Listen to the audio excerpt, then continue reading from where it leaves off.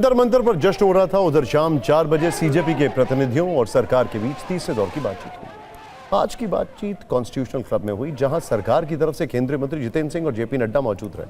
CJP की तरफ से उनके प्रवक्ता सौरभ दास और आशुतोष रांका ने बातचीत में हिस्सा लिया।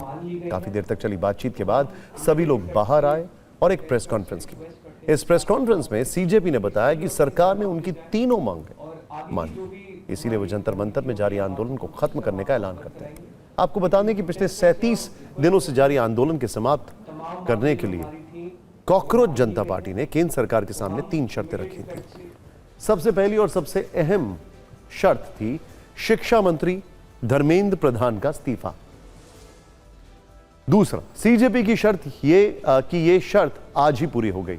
दूसरी शर्त थी कि जिन प्रदर्शनकारी छात्रों पर पुलिस ने केस दर्ज किया है उन मामले को निरस्त किया जाए। यह बात दिल्ली समेत देश के सभी राज्यों में दर्ज मामलों के लिए कही गई। इस पर सरकार की तरफ से भरोसा दिया गया कि मंगलवार तक एक्शन ले लिया जाएगा। तीसरी मांग थी कि जिन छात्रों ने नीट पेपर लीक की वजह से खुदकुशी की उनके परिवार वालों को मुआवजा दिया जाए। इस पर सरकार ने सीजेपी को भरोसा दिया है कि तय नियमों के हिसाब से मुआवजा जरूर दिया जाएगा। प्रेस कॉन्फ्रेंस में ये बातें सीजेपी और सरकार दोनों ने दोहराई। साझा प्रेस कॉन्फ्रेंस के अंतर में सीजेपी प्रतिनिधिमंडल ने कहा, हमारी सभी मांगे मान ली गई हैं, इसीलिए हम अपना आंदोलन वापस लेते हैं। सभी प्रदर्शनकारियों से अपील करते हैं कि वो तुरंत प्रभाव से शांतिपूर्ण ढंग से जंतर मंतर से लौट जाए।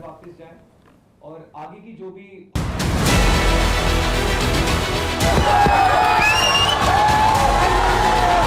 तमाम मांगे जो हमारी थी वो मान ली गई है, तो हम इमीडिएट इफेक्ट से प्रोटेस्टर से रिक्वेस्ट करते हैं कि आप विड्रॉ करें, पीसफुली अपने घर वापस जाएं। धर्मेंद्र प्रधान जी ने इस्तीफा दे दिया है, जिसका मतलब है कि हमारी पहली मांग जो है मान ली गई है।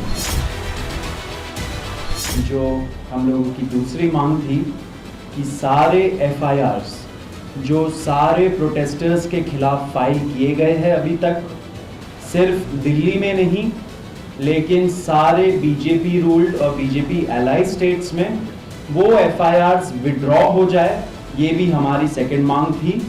सरकार ने वो मांग को भी मान लिया है। तो कंपनसेशन के बारे में सरकार ने बड़े स्पष्ट शब्दों में कहा है, हमारी भी सहानुभूति है, जान किसी बच्चे की जाए और उसके प्रति हम भी सहानुभूति रखते हैं। और सरकार, प्रधानमंत्री मोदी जी अत्यंत सहानुभूति के साथ हम सब लोगों ने कहा है कि honourable compensation according to the rules and regulations whatever maximum will be possible that will be given to them. हम लोगों ने सरकार के साथ एक ड्राफ्ट शेयर किया है जो गारंटी है रिटन में, वो सरकार ने बोला है कि हमारे साथ वो ट्यूसडे तक शेयर करेंगे। जो डिमांड्स रखी थी उन सबको सरकार ने सहानुभूति पूर्वक माना भी है और एक्सेप्ट भी किया है। मेरा निवेदन है कि आप सबसे कि हमारे जो आंदोलन करने वाले हैं वो अपने एजिटेशन को विड्रॉ करें और पीसफुली हम सब लोग आगे बढ़े, ऐसा मेरा निवेदन है। कि ये जो आंदोलन है ये युवाओं का आंदोलन है, जो इस देश का फ्यूचर है उनका आंदोलन है, एंड कोई भी ताकत हो वो देश के फ्यूचर के सामने अड़ी नहीं रह सकती। हमारे जो डिमांड्स थे कोई रेवोल्यूशनरी, कोई रैडिकल डिमांड्स नहीं थे। जो बेसिक मिनिमम अकाउंटेबिलिटी होना चाहिए था उसकी मांग थी। धर्मेंद्र प्रधान के इस्तीफे से सीजेपी के साथ साथ विपक्ष भी काफी खुश है। लोकसभा में नेता विपक्ष राहुल गांधी ने इस्तीफे के कुछ देर बाद सोशल मीडिया पर अपना एक वीडियो संदेश जारी किया। उन्होंने कहा कि धर्मेंद्र प्रधान का इस्तीफा देश के एजुकेशन सिस्टम को संवारने की दिशा में बड़ा कदम है। इस्तीफा तो हो गया, 2 मांगे मानी जानी बाकी है।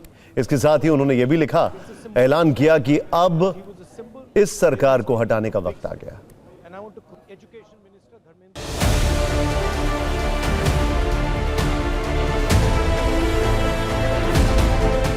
प्रधान एक सिंबल है, करप्शन का सिंबल, एजुकेशन सिस्टम के डिस्ट्रक्शन का सिंबल, इनकॉम्पिटेंस का सिंबल। उसको तो जाना ही था और अच्छा है कि वो गया, बट अब कॉन्क्रीट स्टेप्स एजुकेशन सिस्टम को बदलने की सरकार को लेने पड़ेंगे।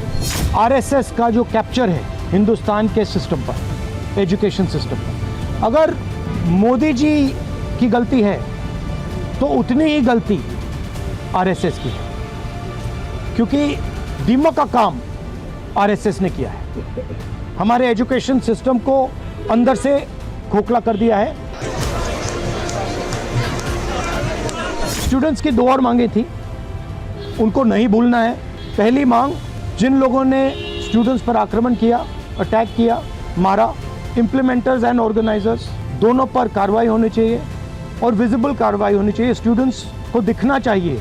और दूसरी बात, जो मेन ऑपरेटर हैं सिस्टम के, नरेंद्र मोदी जी, उनको हिंदुस्तान के स्टूडेंट्स से अपोलोजाइज करना चाहिए। The government should be aware that what has happened here is just one step in a very deep problem.